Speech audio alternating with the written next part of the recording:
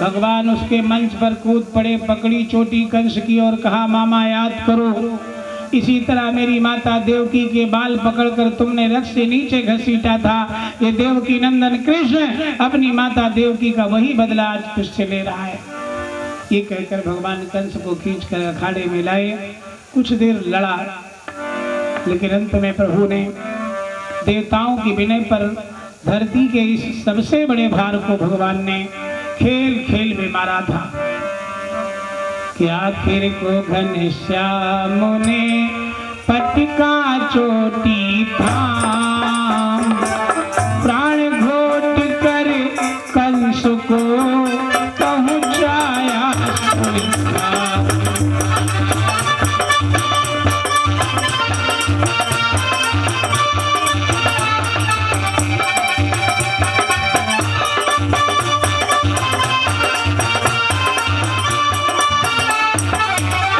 वृंदावन बिहारी लाल की जय। भगवान ने कंस को मारा।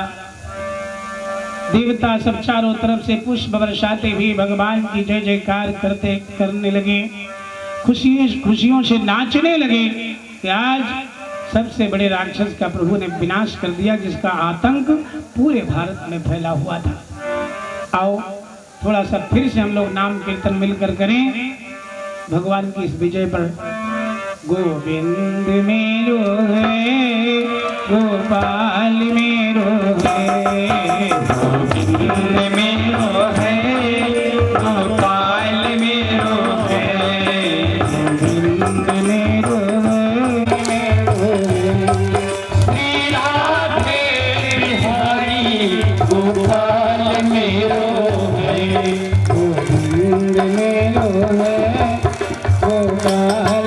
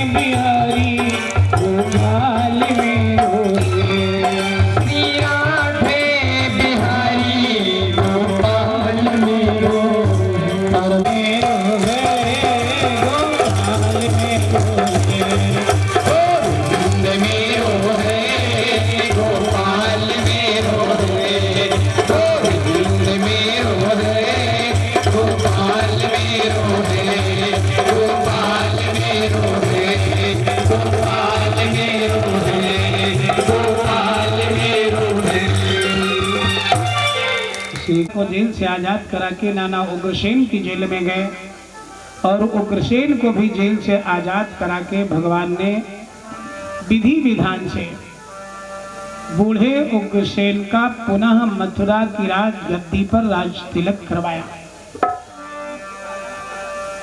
और फिर ग्वाल वालों को नंद उपनंद को झूठा वादा करके गांव गोकुल वापस भेजा कि तुम लोग गांव चलो, कुछ दिन के बाद हम भी वापस चले आएंगे।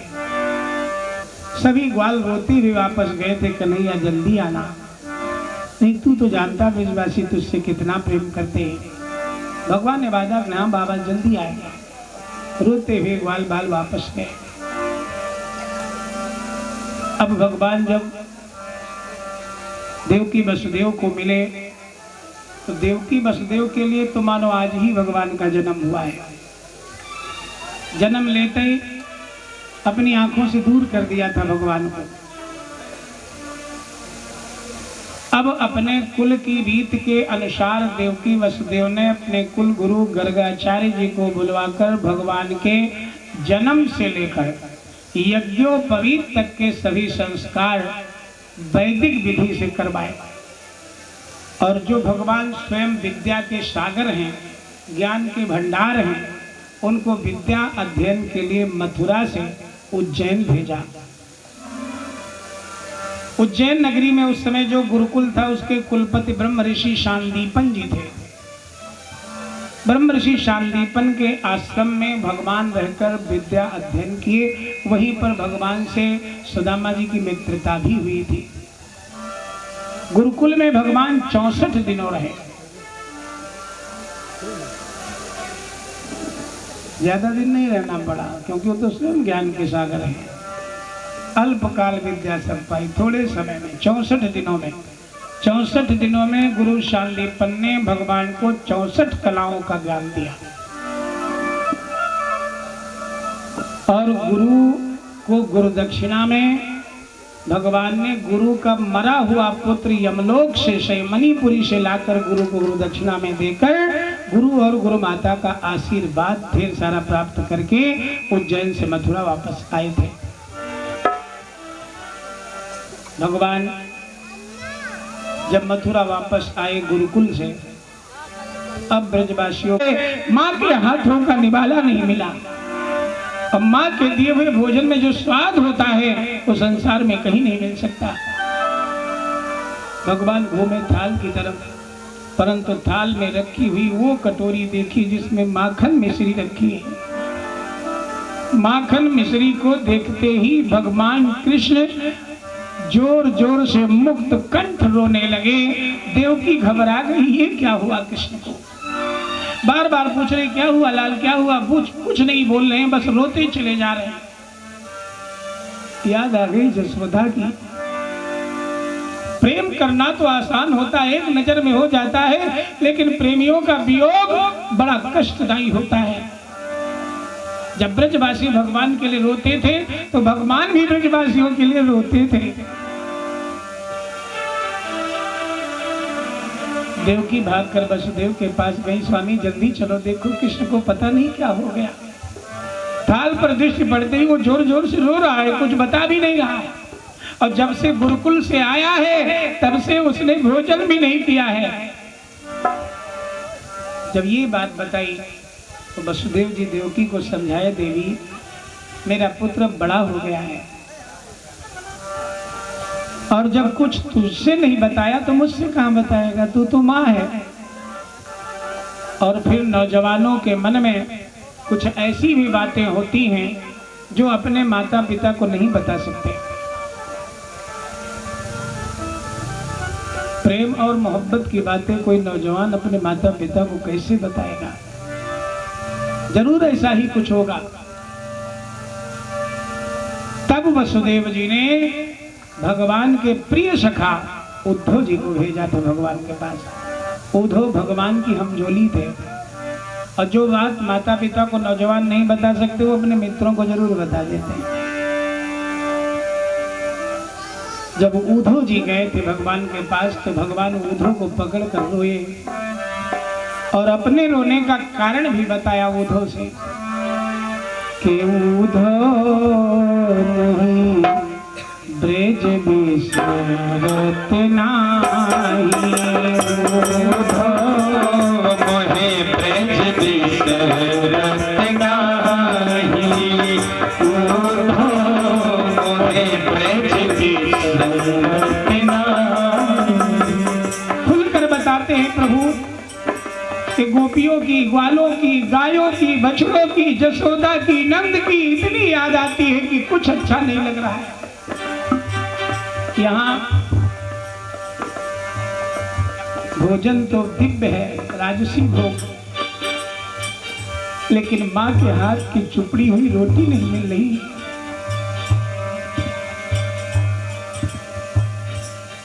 यहाँ मैं वसुदेव का राजकुमार हूँ, इसलिए मेरे हाथ में हाथ जोड़कर कोई खेलने वाला नहीं मिल रहा है। लोग मुझसे डरते हैं, मुझसे बात करते डरते हैं। वो गोपियों का प्यार, वो वृंदावन धाम का कलरव, ब्रज की कुंज गलियां क्षण क्षण पर मुझे रुलाती हैं, याद आती हैं। गोपु बधू की भुजा कंठ धरी, गोपु बधू की भुजा कंठ धरी,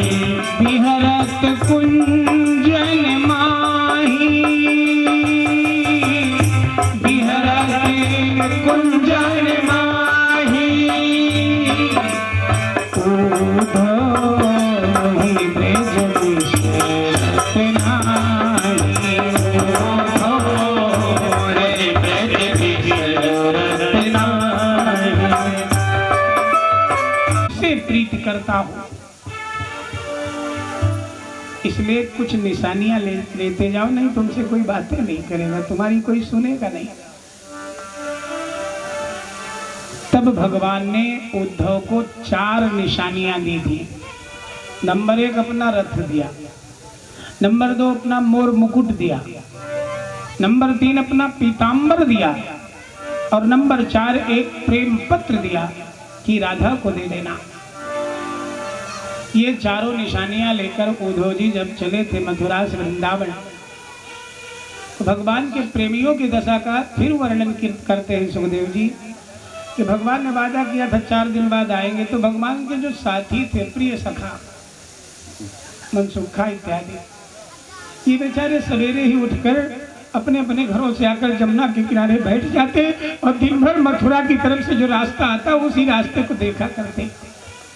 जरा सा धूल उड़ती देखते तो चौंक जाते, आ रहा है, लेकिन कुछ देर बाद देखा कोई और है। सूरदास जी तो कहते हैं कि सूरदास संदेशन के डर पथिक न वही मगजात, कहाँ लोग कही हो ब्रज की बात। ब्रजवासियों के प्रेम का वर्णन कहाँ तक किया जाए, कोई राही भी उधर नहीं जाता था, उधर मत जाना, उधर पागल लोग रहते हैं। भगवान के वियोग में पागल हो गए थे बेचारे, दिन भर भूखे प्यासे बैठे रहते, शाम हो जाती, इंतजार की घड़ियां टूट जाती, रोते हुए जाते, जसोदा से चिल्लाकर कहते मैया आज भी नहीं आया कन्हैया, हो सकता कल आवे। रोज की ये दशा थी। जिस दिन उद्धव गए उस दिन ग्वाल बाल जमुना के किनारे बैठे थे, रथ का झंडा दिखाई पड़ा, खुशी में पागल हो गए, दौड़ पड़े, मेरा कन्हैया आ रहा है। लेकिन निकट आकर देखा तो रथ भी वही है, पीतांबर भी वही, मोर मुकुट भी वही, मेरा कन्हैया नहीं। बैठकर बेचारे रोने लगे। उद्धव जी रथ से उतरे। उद्धव जी बृहस्पति जी के शिष्य थे, निराकार ब्रह्म के उपासक थे, और इन्हें अपने ज्ञान का अहंकार था। ये प्रेम को नहीं ज्ञान को बड़ा मानते थे, लेकिन ब्रजवासी प्रेम को बड़ा मानते हैं। निरंकारी ज्ञान को बड़ा मानता है और भक्त प्रेम को बड़ा मानते हैं।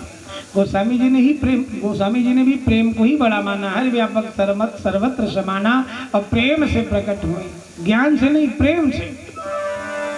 उसने इशारे से बताया कि यही तो सोता है। पीछे से उद्धव ने प्रणाम किया, मैया प्रणाम, मैं कृष्ण का सखा। बड़े जोर से जसोदा ने डांटा, अरे पगले धीरे बोल, मेरा लाला जाग जाएगा, उसको अभी मैंने सुलाया है। इस तरह जसोदा पागल हो गई है कृष्ण के वियोग में। ब्रजवासियों का प्रेम वर्णन करते हुए तो सुखदेव जी भी गदगद हो जाते थे। जसोदा से कोई बात उद्धव न कर सके। जब गोपियों के मंडल के निकट पहुंचे थे, आगे बढ़कर उद्धव ने राधा का अभिवादन करते हुए बताया, कहा उद्धव ने बढ़ करके कि मैं मथुरा से आया हूँ, सुनाता हूँ संदेशा श्याम का जो साथ लाया हूँ। जब ये आत्मसत्ता ही अलख निर्गुण कहती है, तो व्रताएं मोह बस होकर के क्यों गुणगान गाती हैं। अरे देवियों, जरा विचार करके देखो तो आत्मा ही परमात्मा है। तुम भी कृष्ण हो, ये भी कृष्ण है, वो भी कृष्ण है, हम भी कृष्ण हैं, सारा जगत कृष्ण है। और जब सारा जगत कृष्ण है तो तुम कृष्ण कृष्ण के वियोग में तड़प रही हो, बंद करो ये रोना। राधा ने आगे बढ़कर कहा था, कहा श्री राधिका ने तुम संदेशा खूब लाए हो, मगर याद रखना प्रेम की नगरी में आए हो, संभालो ज्ञान की पोथी न हाथों से निकल जाए, कहीं विरहाग्नि में ये ज्ञान की पोथी न जल जाए। तुम हमें ज्ञान देने आए हो कि एको अहम द्वितीयो नास्ति, सब में एक है दूसरा नहीं। तो फिर केवल एक प्रश्न का उत्तर दे दो उद्धव, जब सब एक है तो तुम किस कृष्ण का संदेशा लाए हो, किस कृष्ण को सुनाने आए हो, तुम कौन से कृष्ण? और जब सब एक हैं तो एक दूसरे को संदेश और ज्ञान देने की जरूरत कहाँ?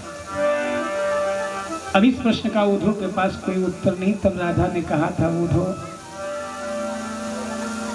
तुम निरंकारी हो, तुम अहम ब्रह्मास्मि में रटते रहे, मैं ही ब्रह्म हूँ, इसलिए तुमने जगत में किसी से प्रेम नहीं किया। और हम ब्रजवासियों ने अपना तन मन धन जीवन समर्पित करके कृष्ण से प्रेम किया है। लेकिन जिसने किसी से प्रेम ना किया हो, क्या जाने प्रेम की क्या गति होती है। मीराबाई कहा करती थी कि जो प्रेम गली में आए नहीं, ओ प्रियतम का ठिकाना क्या जाने।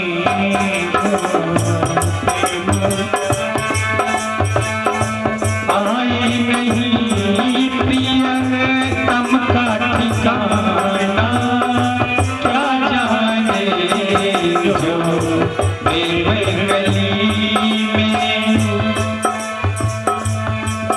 जो प्रेम गली में आए नहीं, प्रियतम का ठिकाना वो क्या जाने। जिसने कभी प्रेम किया ही नहीं, जिसने कभी प्रेम किया ही नहीं, वो प्रेम निभाना क्या जाने। जिसने कभी प्रेम किया ही नहीं, वो प्रेम निभाना क्या जाने। जिस दिल में न पैदा दर्द हुआ, वो पीर पराई जाने क्या। जिस दिल में न पैदा दर्द हुआ, वो पीर पराई जाने क्या। जिस दिल में न पैदा दर्द हुआ, वो पीर पराई जाने क्या। मीरा तो दीवानी मोहन की, राधा तो दीवानी मोहन की, संसार बेगाना क्या जाने। मीरा तो दीवानी मोहन की, संसार बेगाना क्या जाने। इक्कीस मदाएं से राम कुमार ने भी प्रेम किया ही नहीं, वो प्रेम निभाना क्या जाने। श्री राधिका महारानी की जय। सुखदेव जी कहते हैं राधा और उद्धव का प्रवचन शास्त्रार्थ सत्संग 27 दिन तक चला। उद्धव जी सिद्ध करते थे ज्ञान बड़ा है, और राधा जी सिद्ध करती थी प्रेम बड़ा है। अंत में होड़ लगी कि चलो तुम भी बुलाओ मैं भी बुलाऊं। देखो ज्ञानी के बुलाने पर आता है कृष्ण की, प्रेमी के बुलाने पर। उद्धव ने आवाहन किया, भगवान प्रकट नहीं हुए, और राधा जी ने आवाहन किया, बगल में प्रकट हो गए। उद्धव ने दौड़कर चरण पकड़े, प्रभु आप यहाँ, भगवान मुस्कुराए, यही नहीं तीनों लोकों में जब कोई सच्चा प्रेमी सच्चे हृदय से मुझे याद करता है तो मुझे भागना पड़ता है नंगे पांव। तब उद्धव को भी मानना पड़ा कि ज्ञान बड़ा नहीं प्रेम बड़ा है, क्योंकि आज तक भगवान केवल प्रेमियों को मिले हैं, ज्ञानियों को नहीं। इस तरह उद्धव और गोपियों का प्रसंग सुखदेव जी ने वर्णन किया। अब पुनः बताते हैं मथुरा पर कंस के ससुर जरासंध ने चढ़ाई की, आक्रमण किया। पहली बार में 23 अक्षौहिणी सेना लेकर लड़ा कर मार गया, और जरासंध को नहीं मारा, उसे छोड़ दिया। ये निर्लज गया अपने यहाँ, फिर से सेनाएं बाहुबल बनाया, फिर चढ़ाई की। 1-2 साल बाद फिर सारी सेनाएं मार दी फिर से। तो इस तरह से 17 बार जरासंध ने मथुरा पर चढ़ाई की थी, और हर बार इसकी सेनाओं को प्रभु केवल मारते थे, इसको छोड़ देते थे। 18वें युद्ध से पहले भगवान ने संध्या के समय देवताओं के शिल्पाचार्य विश्वकर्मा भगवान का आवाहन किया। विश्वकर्मा जी प्रकट हुए, प्रभु क्या आदेश है? भगवान ने आदेश दिया, हम यादवों के लिए किसी ऐसी सुंदर नगरी का निर्माण करो जो इंद्र की अमरावती नगरी से भी सुंदर श्रेष्ठ हो। भगवान की सन्मंत्रणा पाकर समुद्र की टापू में विश्वकर्मा जी ने 12 योजन में 48 कोष में ऐसी दिव्य नगरी का रातों रात निर्माण कर दिया जिसके आगे इंद्र की नगरी भी शर्मा जाए। और भगवान ने यादवों को सोते समय ही मथुरा से वहां पहुंचा दिया था। यादव लोग सोए थे अपने झोपड़ों में और जागे तो ऊंचे ऊंचे महल, बेचारे भागे भागे फिर रहे हैं, द्वार ढूंढ रहे हैं, चिल्ला रहे हैं द्वार किधर है, द्वार किधर है। इस तरह से इस नगरी का नाम द्वारिका पड़ गया। 18वें युद्ध में कृष्ण बलराम केवल मथुरा में बचे थे, कुछ देर लड़े थे प्रभु, फिर अपना रथ भगाए, प्रबलशन नाम के एक पर्वत पर ले गए। उस पर्वत को चारों तरफ से घेर कर जरासंध की सेनाओं ने आग लगा दी। भगवान गुप्त मार्ग से बलदाऊ भैया समेत द्वारिका पहुंचे। भगवान का द्वारिका में स्वागत हुआ और राज तिलक हुआ। तब से प्रभु अपने यादव परिकर के साथ द्वारिकापुरी में द्वारिकाधीश बनकर वास करने लगे। प्रभु श्री द्वारिकाधीश भगवान की राधे राधे जपो चले आएंगे बिहारी, आएंगे बिहारी चले आएंगे बिहारी, राधे राधे जपो चले आएंगे बिहारी, रानी सीधी सादी चंचल बिहारी, राधा रानी सीधी साधी चंचल है बिहारी, राधा रानी गोरी गोरी सामने बिहारी, राधा रानी गोरी गोरी सामने बिहारी, राधा रानी मिश्री तो स्वाद है बिहारी, राधा रानी मिश्री तो स्वाद है बिहारी, राधा रानी मुरली तो तान है बिहारी, राधा रानी सागर तरंग है बिहारी, राधा रानी सागर का रंग है बिहारी, राधा रानी गंगा तो धार है बिहारी, राधा रानी गंगा तो धार है बिहारी, राधा रानी चंदा चकोर है बिहारी, राधा रानी चंदा चकोर है बिहारी, और हम समर्थ दो राधे राधे जब वो चले आएंगे बिहारी, राधे राधे जपो चले आएंगे बिहारी, आएंगे बिहारी चले आएंगे बिहारी, आएंगे बिहारी चले आएंगे बिहारी, राधे राधे जब वो चले आएंगे बिहारी, राधे राधे जपो चले आएंगे बिहारी, आएंगे बिहारी चले आएंगे बिहारी, राधे राधे जपो चले आएंगे बिहारी। श्री राधे बिहारी महामाई लक्ष्मी जी का अवतार मानी जाती है। रुक्मिणी विवाह का मंगल प्रसंग जो भी भक्त सुनते हैं उनके जीवन में अगले 1 साल तक कोई अमंगल घटना नहीं घटती, ऐसा व्यास जी ने महात्म्य में लिखा है। रुक्मिणी जी लक्ष्मी का अवतार है। लक्ष्मी जी की कथा सुनेंगे तो लक्ष्मी जी प्रसन्न होंगी और हम सब यही चाहते हैं कि और देवता खुश हो चाहे न खुश हो, लक्ष्मी जी जरूर खुश रहे ताकि जेब भरी रहे। अब देखो सामने नोटे चढ़ी तो कितना अच्छा लग रहा है हमको, मन कहता है रात भर कथा कहा करें। अब एक को नोट न चढ़ी होती तो मन ढीला पड़ जाता, यही होता कि चलो जल्दी। होती में राज दरबार में बैठी थी कि राजा के दरबार में देवऋषि नारद आ गए। राजा भीष्मक ने नारद जी से निवेदन किया तो निवेदन पर देवऋषि नारद राजा के दरबार में भगवान द्वारिकाधीश जगन्नाथ स्वामी के चरित्रों का वर्णन किए, भगवान कृष्ण की कथा सुनाई। देखो कथा तो बहुत लोग सुनते हैं, लेकिन कल सवेरे अगर किसी से पूछा जाए कौन कौन कथाएं हुई थी रात में तो सब लोग नहीं बता पाएंगे। इसीलिए व्यास जी ने भी एक श्लोक में लिखा है कि श्रवणं तु कृतं सर्वैः ना तथा मननं कृतं फल भेदस्ततो जातो भजनादपि मानद। कथा तो जगत में सभी लोग सुनते हैं, यहाँ आकर नहीं सुनते तो मोबाइल में सुन लेते हैं, सब सुनते हैं, लेकिन सुनकर मनन और चिंतन कथा पर सब लोग नहीं करते। इसलिए फल भेदस्ततो जातो, इसलिए कथा सुनने का जो फल होता है वो सबको नहीं मिलता।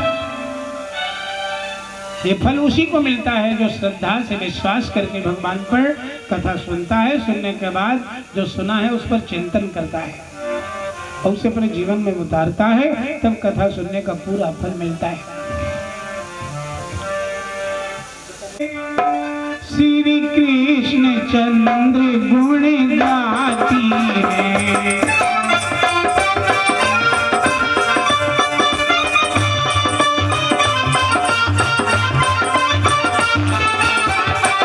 सखियों से चर्चा छिड़ जाए तो प्रभु के गीत सुनाती है।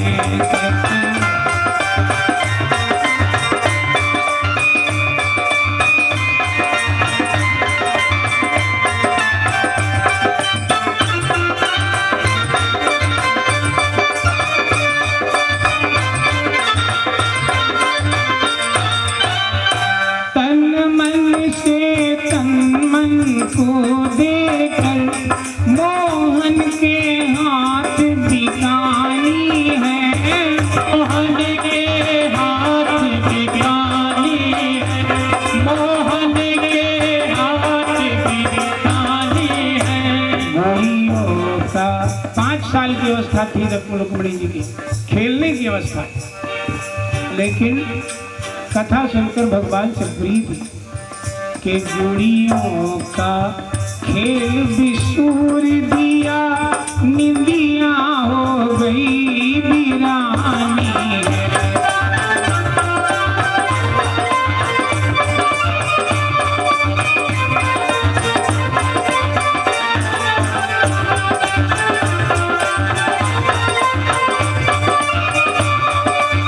भाई बजवाते हैं मानो लॉटरी खुली है, कहीं से गिनाएंगे, और लड़की पैदा होती 2 हाथ नीचे जमीन धस जाती है कि किसी के द्वारे मुंह लटका के जाना पड़ेगा। इस पर लिखा है संत ने कि भैया के भय मैया ढोल के बाजे, और बिटिया के भय माँ मसान हो, दुर्गा और ललिता का घरे घरे पूजे, कन्या का करे अपमान हो, दुर्गा और ललिता का घरे घरे पूजे, कन्या का करे अपमान हो, बिटिया का मानो पारस बटिया, नेग से करो पर है जो, गवाना अब तक अपने देश से, दानव रूपी दहेज हो, गवाना अब तक अपने देश से, दानव रूपी दहेज हो। विचार कीजिए, किसी माता पिता के बड़े घर में कर दे, खूब कर्जा लेकर शादी कर दे, और साल भर न बीते, लड़की की ससुराल से खबर आ जाए कि लड़की जलकर मर गई, तो ऐसे माता पिता पर क्या बीतती है। इस पर भी लिखा संत ने,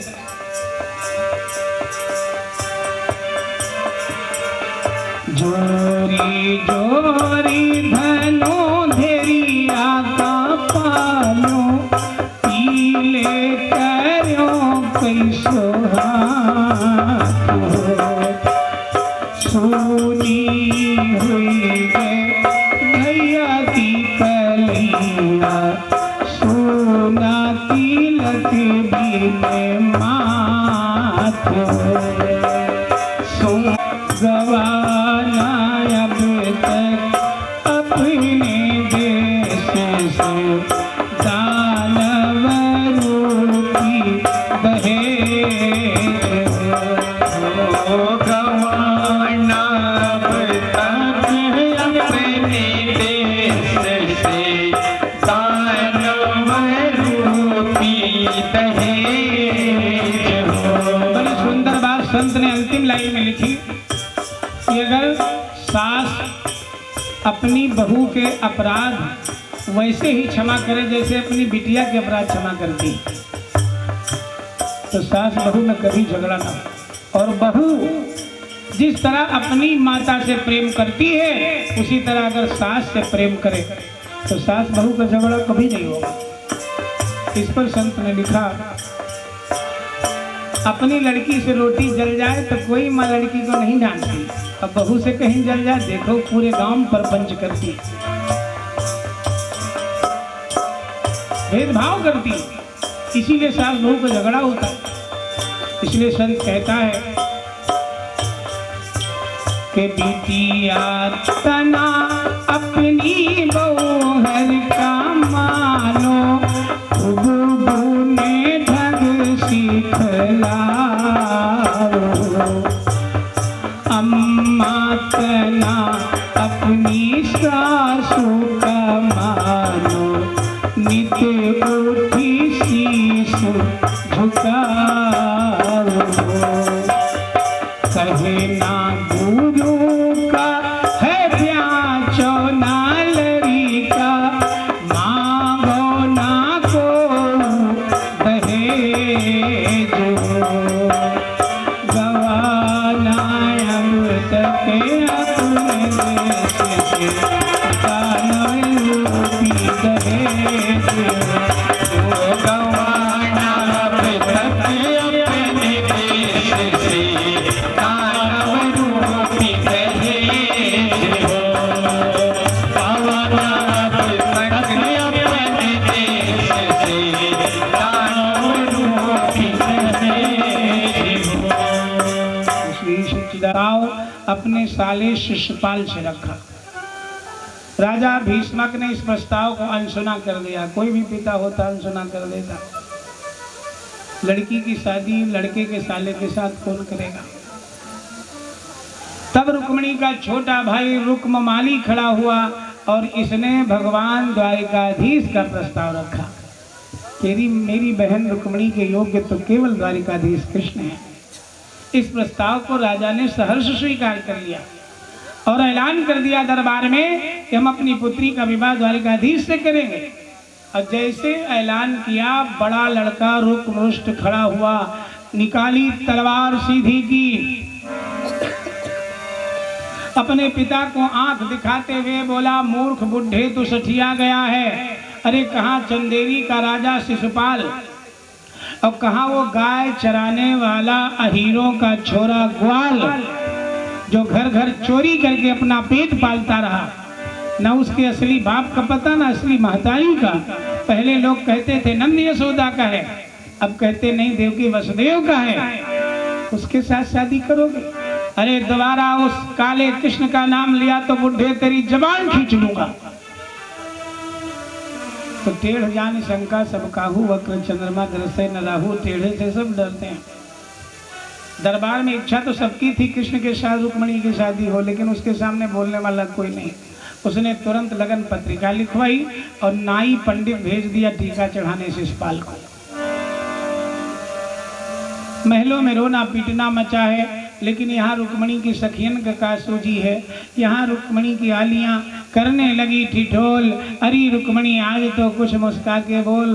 दौड़ती हुई गई, बहन खुशखबरी लाई हूँ, इनाम लाओ। रुक्मिणी ने पूछा कौन सी खुशखबरी? सखियों ने कहा जो जीवन की सबसे बड़ी खुशखबरी होती है। किसी के जीवन में शादी से बड़ी खुशखबरी और कोई नहीं होती। शादी का नाम सुनते ही सबके मन में लड्डू फूटते हैं।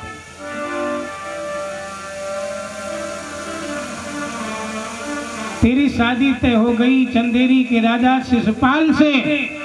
और जैसे रुक्मिणी ने शिशुपाल का नाम सुना, ज्यों ही रुक्मिणी ने सुना अपने हित शिशुपाल, तो तड़प उठी बेचैन हो सकी न देह संभाल।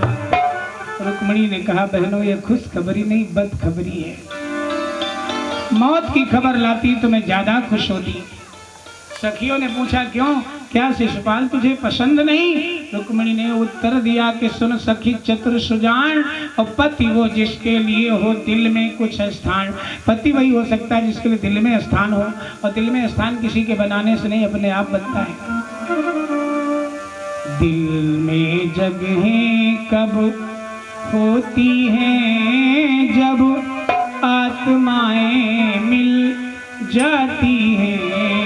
ये प्रीति रीति की धाराएं दिल ही से दिल में आती हैं।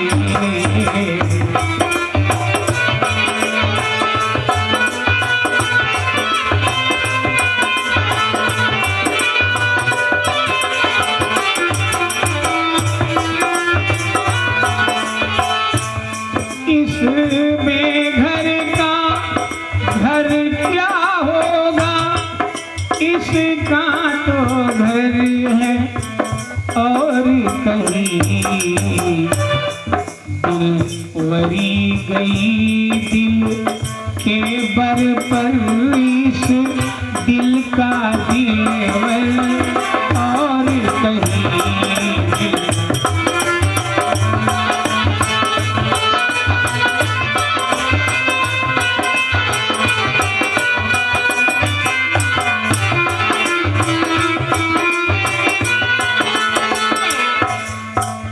सखियों ने पूछा कौन है, क्या नाम है, कहाँ रहता है? रुक्मिणी ने बताया बहनों,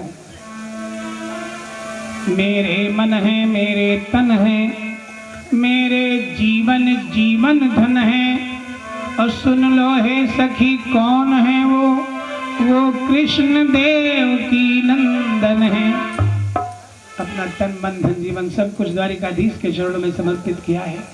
शादी करूंगी तो कृष्ण से, अन्यथा शिषपाल की बारात आते ही अपने प्राण त्याग दूंगी। तो सखियां आई थी लालच में इनाम मिलेगा, लेकिन यहाँ मामला दूसरा है, सब चली गई। अब रुक्मिणी जी ने भगवान द्वारिकाधीश के नाम एक पत्र लिखा और चुपके से ब्राह्मण को बुलाकर विनती की, हे विप्रदेव, मेरा ये पत्र जरूर द्वारिकाधीश तक पहुंचा देना। अपने सौभाग्य की सराहना करते हुए वो ब्राह्मण रुक्मिणी का प्रेम पत्र लेकर नंगे पांव कुंडनपुर से द्वारिकापुरी गया था। और जिस समय द्वारिकाधीश के हाथों में यह पत्र दिया दरबार में, भगवान इस पत्र को पढ़े। रुक्मिणी ने लिखा क्या है? बिल्कुल वही बात लिखी है जो हनुमान जी ने कहा था कि दीन दयाले बिरद सम भारे, दीन दयाले बिरद सम भारे। भगवान राम ने जब हनुमान जी से पूछा था क्या कहा है जानकी ने अशोक वाटिका से, तो हनुमान जी भगवान राम से यही संदेश बताया था कि यही कहा है जानकी ने कि दीन दयाले बिरद सम भारी, हरहु नाथ मम संकट भारी, हरहु नाथ मम संकट भारी।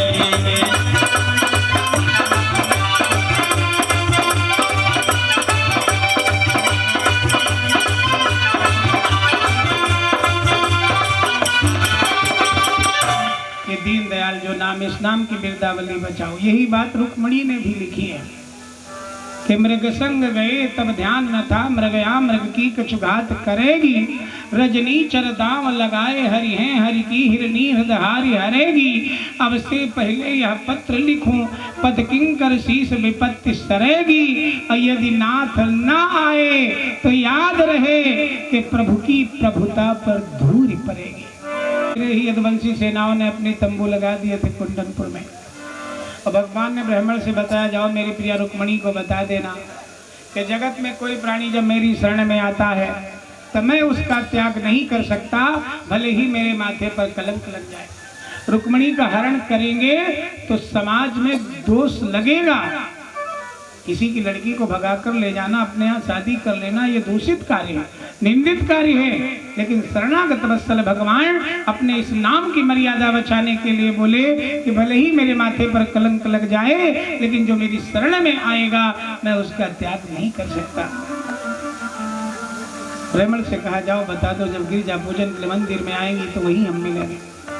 और जिस समय ब्राह्मण ने रुक्मिणी जी को बताया, रुक्मिणी जी गदगद होकर पुरस्कार देने लगी। ब्राह्मण हाथ जोड़कर कहने लगा, बेटी तेरी कृपा से आज द्वारिकाधीश का सानिध्य मुझे मिला, मुझे कुछ नहीं चाहिए, कहकर चला गया। अब उधर शिशुपाल की भी बारात आ गई थी, उसका टीका चढ़ा है तो उसकी बारात गाजे बाजे के साथ आई है, धूमधाम से जनवासी में रुकी है।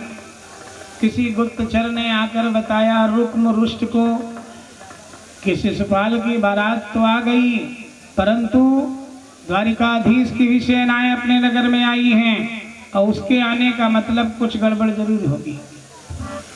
ये जब जाना तो रुक्मिणी का दुष्ट भाई रुक्मरुष्ट पहुंचा शिशुपाल की बारात में, तलवार सीधी करके बताने लगा कि राजन, अगर मेरी बहन से शादी करना है तो चलो पहले कृष्ण बलराम को मार दिया जाए, उसके बाद बार पूजा होगी। जैसे ये कहा तो शिशुपाल की बारात में कंस का ससुर जरासंध भी आया था। जरासंध खड़ा हुआ, जरासंध कहने लगा कृष्ण नहीं है क्षीर, उस अहीर का जीतना है कुछ टेढ़ी खीर। जरासंध ने कहा इतना आसान नहीं जो आसानी से कह दिया चलो मार दिया जाए, मुझसे पूछो, मैंने 17 बार चढ़ाई की उस पर और हर बार लात खाई है। अगर मेरी सलाह मानो तो जाओ अपनी बहन रुक्मिणी को बारात में ले आओ, हम लोग बिना नाश्ता किए यहीं से लौट जाएंगे और चंदेरी में शादी कर लेंगे। अब अगर यदुवंशी सेना से युद्ध हुआ तो अभी ये शादी शिशुपाल से नहीं होगी। रुक्मरुष्ट घमंडी था, रुक्मिणी का भाई, बोला तुम लोग डरते हो तो बैठो बारात में, उसे मारने के लिए हम काफी है, कहकर चला आया। जब राजमहलों में आया तो दासियों ने आकर बताया राजकुमारी रुक्मिणी के सुहाग मांगने का मुहूर्त हो गया है। तो बड़ी कड़ी सुरक्षा व्यवस्था के साथ रुक्मिणी जी को गिरिजा पूजन के लिए भेजा था। राजमहलों से लेकर गिरिजा जी के मंदिर तक रास्ते के दोनों तरफ सैनिकों की लाइनें बिछा दी। मंदिर के चारों तरफ 4-4 लाइनें, पूरा चक्रव्यूह, और सबको आदेश दे रखा है कि कोई भी यदुवंशी दिखाई पड़े तो उसे तुरंत मार देना। गिरिजा जी को पूजने चली सती हर्षाए, और मानो मेरने सिंधु से सरिता उमड़ी जाए। लंबी चाल आज भगवती रुक्मिणी की, सखियां हाथ साथ नहीं पा रही। 1-2 हाथ पकड़ के दागती बहन धीरे चलो नहीं दुनिया हंसेगी।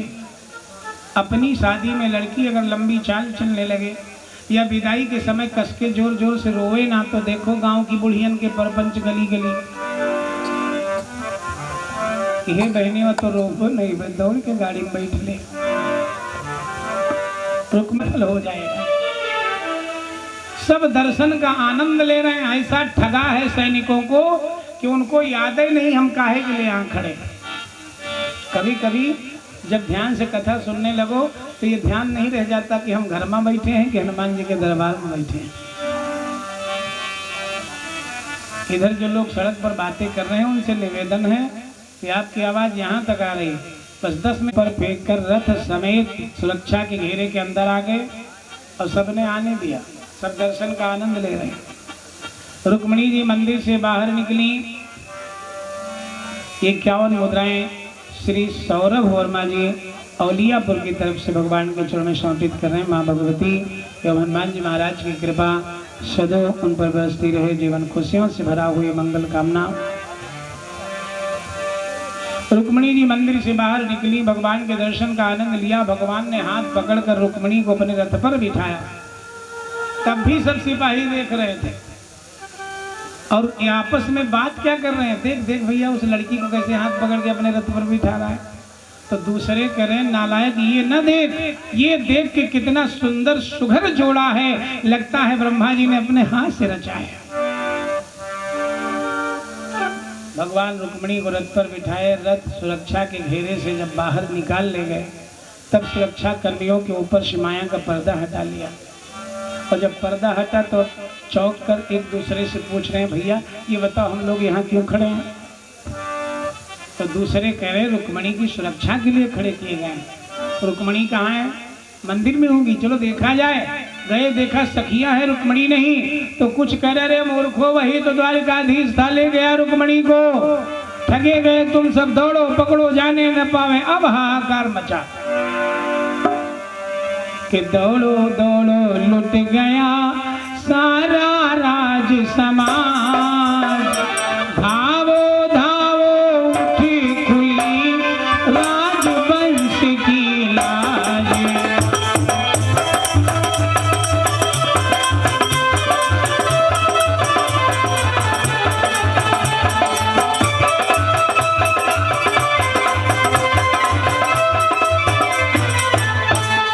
शिशुपाल, जरासंध सब सेनाएं लेकर आ गए।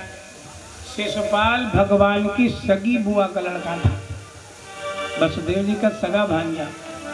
शिशुपाल भगवान कृष्ण को ललकारते हुए बोला, कृष्ण तुम मेरे मामा के लड़के हो, तुम्हें ये शोभा नहीं देता कि जिस लड़की का टीका मुझे चढ़ा उसका हरण करो, अगर इसे ले जाना तो पहले हमसे युद्ध करो। भगवान कहे हम इसीलिए खड़े नहीं, अब तक तो द्वारिका पहुंच जाते, भागना होता था। कुछ ही देर में घमासान युद्ध छिड़ गया। जब शिशुपाल की आधी सेनाएं कट गईं तो जरासंध ने शिशुपाल को आकर सलाह दी कि मेरी सेनाएं 17 बार काट चुका है मथुरा में, अब आधी तेरी भी कट चुकी है। अगर सैनिकों से प्रीति है, मोह है तो सेनाएं लेकर भाग, दुल्हनें इस तरह की बहुत मिल जाएंगी, लेकिन बलवीर सैनिक ऐसे बलवान बार बार नहीं मिलेंगे।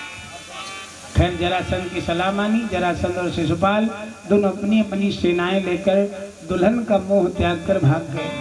अब बचा रुक्मणी का भाई रुक्म। भगवान को ललकारने लगा कि जैसे ग्वालों के घर जाकर घी दूध मलाई खाई है, क्या वैसे धोखे में आकर तूने मेरी बहन चुराई है। लेकिन कृष्ण सुन ले कि हाँ आज रुक्म से समता है, वो रण कौशल दिखलाना है, और वीर की बहन को ले जाना, लोहे के चने चबाना है।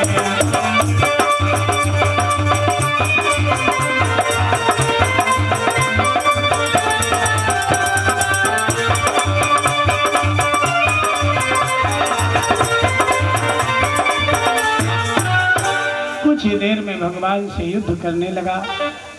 कुछ क्षणों के बाद भगवान ने क्षण मात्र के लिए अपने बल का प्रदर्शन किया और रुक्म रुष्ट के अस्त्र शस्त्र सब स्तंभित कर दिए, फिर रस्सियों में उसे बांध लिया। भगवान जैसे चक्र सुदर्शन को इशारा किए, मेरा भाई है। तब तक बलदाऊ जी आ गए। बलदाऊ जी भगवान को डांटने लगे, कृष्ण ये रिश्तेदार है कि दुश्मन है, छोड़ो इसको। स्वयं बलदाऊ जी अपने हाथ से उसकी रस्सियां खोलकर भगवान के रथ पर बिठा दिए। ये चाल थी बलदाऊ जी की कि द्वारिका में कन्या पक्ष का कोई नहीं होगा तो कन्यादान कौन करेगा। आगे भगवान का रथ, पीछे से यदुवंशी सेनाएं। द्वारिकापुरी में जाते ही घर घर आनंद उत्साह हुआ, और वैदिक विधान से नियम सहित रुक्मिणी कृष्ण का ब्याह हुआ। वैदिक विधान से नियम सहित रुक्मिणी कृष्ण का ब्याह हुआ।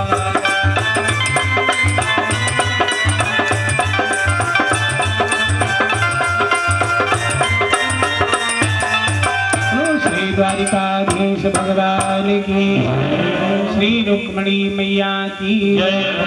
इस तरह भगवान द्वारिकाधीश और भगवती रुक्मिणी के विवाह का ये मंगल प्रसंग सुनाए और इसका महात्म्य बताए कि जो भी भक्त इस मंगल कथा को सुनेगा अगले 1 साल तक उसके जीवन में कोई अमंगल घटना नहीं घटेगी। तो इस तरह रुक्मिणी मंगल की कथा पूर्ण हुई। इससे आगे की कथाएं आप लोग कल दिन में 2 बजे से फिर सुनेंगे। कल दिन की कथा में भगवान द्वारिकाधीश के 16,107 विवाहों की मंगल कथाएं होंगी, जिसमें मणिचरित्र की भी कथा होगी। और मणिचरित्र की कथा सुनने से भादव की चौथ को देखने का जो कलंक लगता है, चंद्रमा देखने का, वो नहीं लगता। कल रात्रि की कथा में उषा नृत्य के विवाह की मंगल कथा, भगवान की चतुर्व्यूह मूर्तियों के चरित्रों का वर्णन और परीक्षित मोक्ष की कथा कल के दिन और कथा बची है। परसों सवेरे पूर्णाहुति हवन होगी। हनुमान जी के दरबार में माधवाय नमः, ओम नारायणाय नमः, ओम ऋषिकेशाय नमः। वह पुरुषोत्तमाम्यच्छिद्रेण पवित्रेण सूर्यस्य रश्मिभिः तस्यते पवित्रपदे पवित्रपूतस्य यत्कामः मुने तक्षके अयम्। अच्छा मिले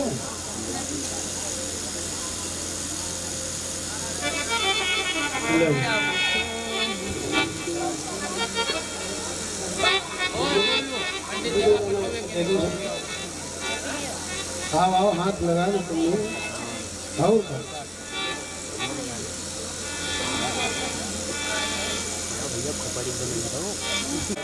श्री पुराण पुरुषोत्तमाय हिंदीय प्रारार्धे श्री श्वेतवाराह कल्पे वैवस्वतमन्वन्तरे अष्टाविंश बौद्धावतारे प्रमादीनां संवत्सरे मासो उत्तमे मासे अधिक मासे अस्मिन् मासे कृष्णपक्षे तृतीयायां तिथौ संयोग फल प्राप्त्यर्थम शाक कुटुंबस्य ऐश्वर्याभिवृद्ध्यर्थम त्रिविध ताप शमनार्थम धर्मार्थ काम मोक्ष फल प्राप्त्यर्थम नित्य कल्याण लाभाय भगवत प्रीत्यर्थम श्रीमद्भागवत महापुराण सप्ताह समक्षे कन्यादाने अमुक मुद्राम अमुक वस्त्रम अमुक पात्रम अमुक आभूषणम दानम।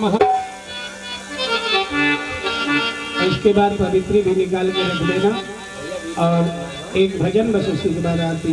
नीक लागे हो बड़ा नीक लागे हो बड़ा नीक लागे हो तुम्हारी श्याम की बड़ा नीक लागे हो तुम्हारे श्याम जी के जोड़ी।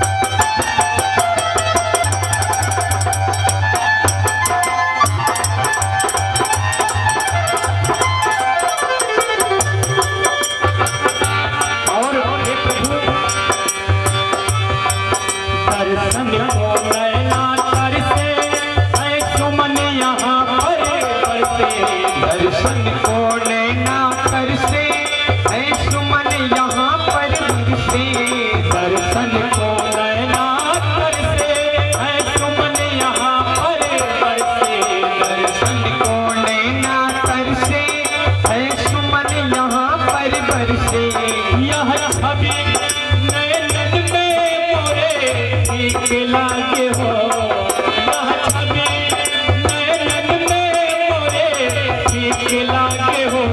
रुक्मणी श्याम की जोड़ी बड़ा ठीक लागे हो, रुक्मणी श्याम जी की जोड़ी बड़ा नीक लागे हो। ओ नीक लागे हो, बड़ा नीक लागे हो, नीक लागे हो, बड़ा नीक लागे हो। रुक्मणी श्याम जी की जोड़ी बड़ा नीक लागे हो, रुक्मणी श्याम जी की जोड़ी बड़ा नीक लागे हो, रुक्मणी श्याम जी की जोड़ी नीक लागे हो, बड़ा नीक लागे हो, नीक लागे हो, बड़ा नीक लागे हो। रुक्मणी श्याम जी की जोड़ी बड़ा नीक लागे हो, रुक्मणी श्याम जी की जोड़ी लागे हो, रुक्मणी श्याम जी की जोड़ी बड़ा नीक लागे हो, रुक्मणी श्याम जी की ब्रह्मावाहित स्थापित देवी देवता भीमाराधिकं वृषभरपयामि। सजने लगी आरती मृगनयनी, सजने लगी आरती मृगनयनी, सजने लगी आरती मृगनयनी, आरती मृगनयनी, आरती मृगनयनी, आरती मृगनयनी, आरती मृगनयनी, आरती मृगनयनी, आरती मृगनयनी, सजने लगी आरती मृगनयनी, सजने लगी आरती मृगनयनी, सजने लगी आरती मृगनयनी। कल कल खाले कपूर की बाती, कल कल खाले कपूर की बाती, आरती करते संत दिन राती, आरती करते संत दिन राती। कल कल खाले कपूर की बाती, आरती करते जगमग ज्योति जलेगी, सजने लगी आरती मृगनयनी, सजने लगी आरती मृगनयनी, सजने लगी आरती मृगनयनी, आरती मृगनयनी, आरती मृगनयनी, आरती मृगनयनी, आरती मृगनयनी, सजने लगी आरती मृगनयनी, सजने लगी आरती मृगनयनी, सजने लगी आरती मृगनयनी। प्रथम आरती गुरु चरण की, गुरु चरण की, प्रथम आरती गुरु चरण की, गुरु चरण की, हरि चरण की, गुरु चरण की, हरि चरण की, अचरज माती लगनी, सजने लगी आरती मृगनयनी, सजने लगी आरती मृगनयनी, सजने लगी आरती मृगनयनी, आरती मृगनयनी, आरती मृगनयनी, आरती मृगनयनी, आरती मृगनयनी, सजने लगी आरती मृगनयनी, सजने लगी आरती मृगनयनी, सजने लगी आरती मृगनयनी। श्री राधा कृष्ण भानु दुलारी, श्री राधा कृष्ण भानु दुलारी, श्री राधा कृष्ण भानु दुलारी, श्री राधा कृष्ण भानु दुलारी, मनमोहन की श्यामा प्यारी, मनमोहन की श्यामा प्यारी, मनमोहन की श्यामा प्यारी, मनमोहन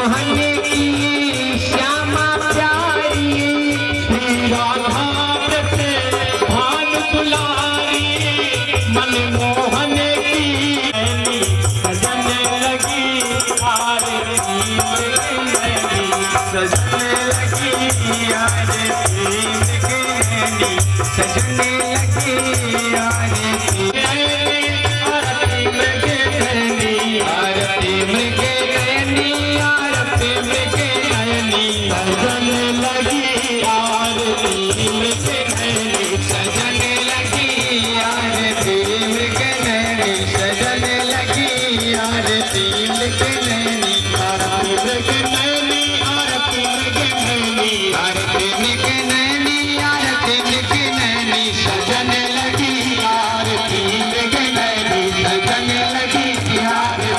नयनी सजने लगी आरती मृग नयनी सजने लगी आरती मृग नयनी सजने लगी आरती मृग नयनी सजने लगी आरती मृग नयनी सजने लगी आरती